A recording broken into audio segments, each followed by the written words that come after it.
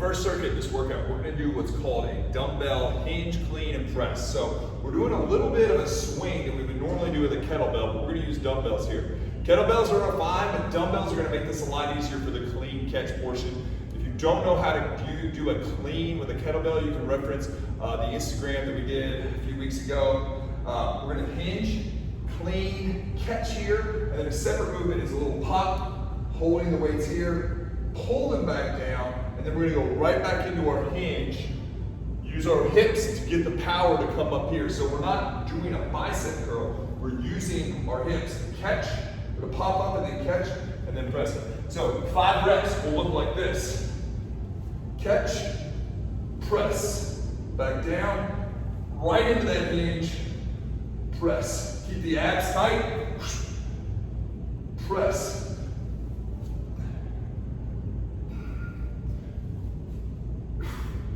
On this, we want to make sure that we're not using our back here for the hinge, so we don't want to let our pelvis move around. We want to keep it solid. We don't want to tuck it back, we don't want to tuck it forward. We want it nice and neutral, but we don't want it to move, okay?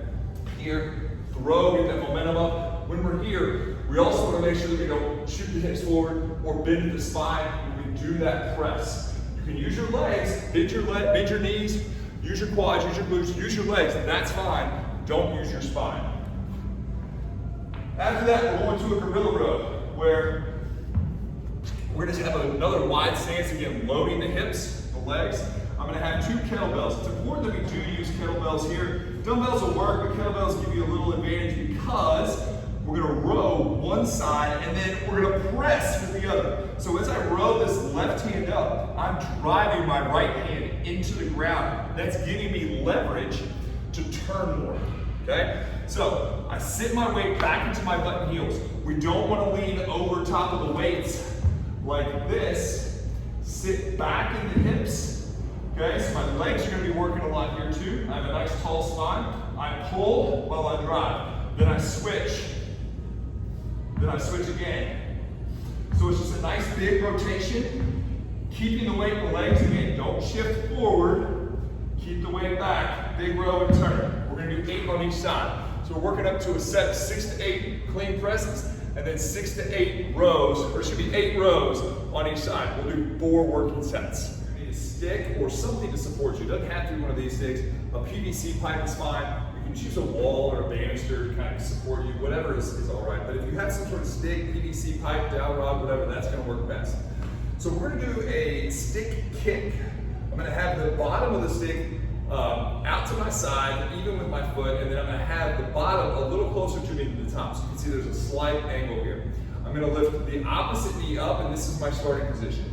I'm going to lean and kick at the same time, then scoop back up and in. Now I just lost my balance there, so I'm going to put my foot down. That's going to happen, okay? But we're trying to keep that foot up and move back in, all right? Now, a couple little things to look out for here, okay? One, I am moving my leg out and in. I'm not doing that. I'm not trying to get through a bunch of reps like that, just aimlessly kicking my leg out there. I'm trying to move my hip. So when I think about what I'm doing, I'm actually trying to move my knee out and in. Our foot is just gonna go where it goes because of the knee. But if you get in the habit of trying to just kick your foot out there, you'll notice that we're not getting anything out of the hip.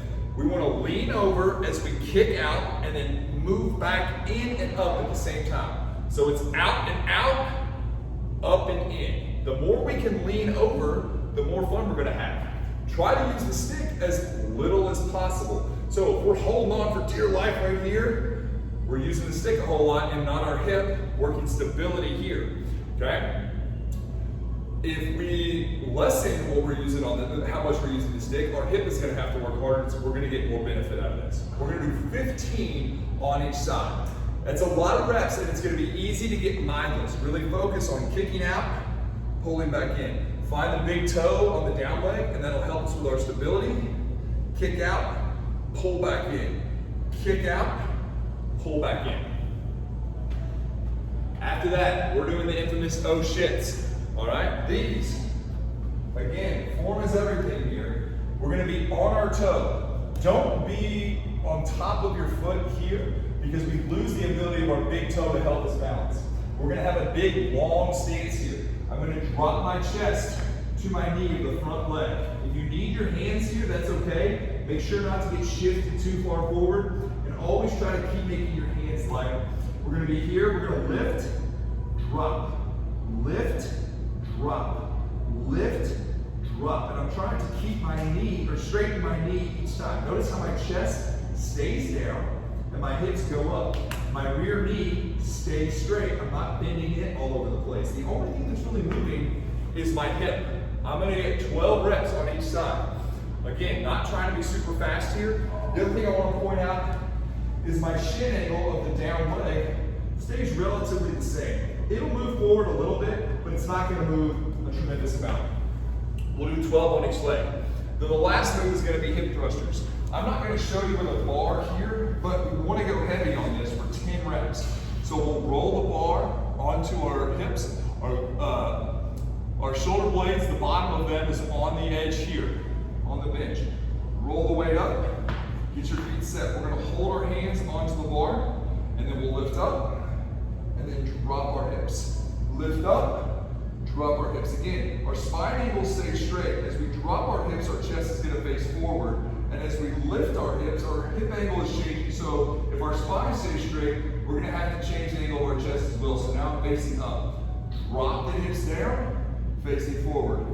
Lift the hips up, facing up. Make sure that we're finding our big toes. Our hands are gonna help us hold the bar stable here. If you don't have a barbell, you can use a dumbbell here. We can use slow tempo on the way down and back up. We're gonna try to load this with more weight. Instead of using reps or tempo as an intensifier, we really want to try to get heavy, grow some booty. We're going to do 4 rounds of all that. We're going 15 each side with the kicks. Again, be intentional about those. Don't try to rush through them. We have our oh shits. We're going to do 12 of those on each side. Only the hip moves. Try to keep that weight centered, not so much forward. And then we have hip thrusters for 10. Again, we're gonna try to load that up and go pretty heavy. All right, for our last circuit in this workout, we're gonna have 2 kettlebells or dumbbells. We're gonna do an overhead carry. So I am working on reaching as high as I can, not arching my back. That's gonna be super hard to do. Keep those ribs down using your abs. Reach up, and we're gonna just do a simple, slow-paced walk so you can keep that tension in your abs. Keeping the arms up. We're gonna ideally walk that 50 yards if we like to walk.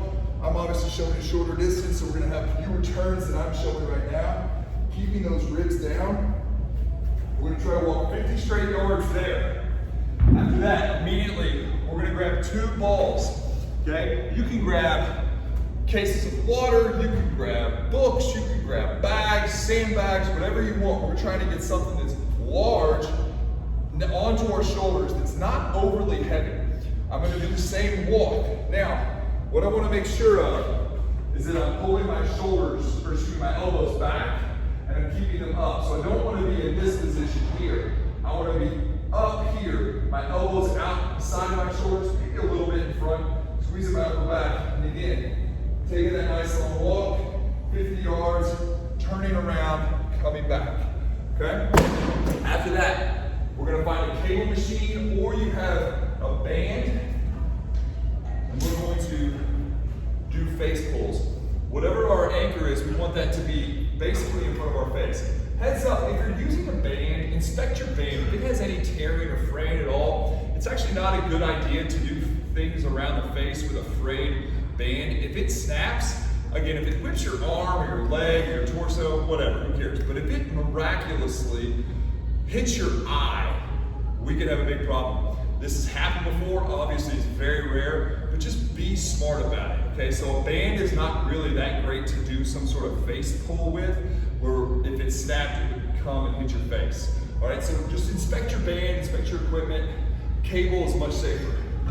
I've got that diesel strap from Smitty and Joe D. They're obviously the best in the business. I like this because I can slip my hand all the way into it like we do with the sled. My grip is basically making sure that it doesn't slide off, but I'm not squeezing really hard. You don't want that grip to overpower the pull that we're gonna do here. Make sure that you're standing up straight. Don't lean way back. Stand up tall, and we want the elbows, hands, and shoulders all at the same height. Pull, squeeze, and then control. Feel those shoulder control lengthening here. feel those shoulder blades squeeze together, they ride around that rib cage, they go apart. So when you row in, the shoulder blades come close. When we go out, the shoulder blades go apart. We're gonna do 15 there. So this is a lot of upper back, a lot of shoulders. This is a hell of a finisher.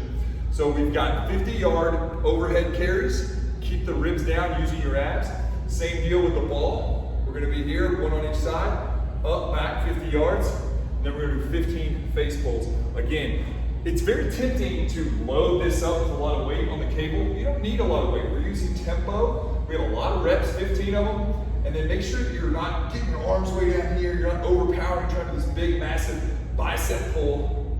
We're trying to feel those shoulder blades right around that rib cage and get that harmony between the shoulders and the shoulder blades working, which will A, make you stronger, B, keep your shoulders happy, and C, just make you a better human being. Have fun. We got 4 rounds left, by the way. Have fun.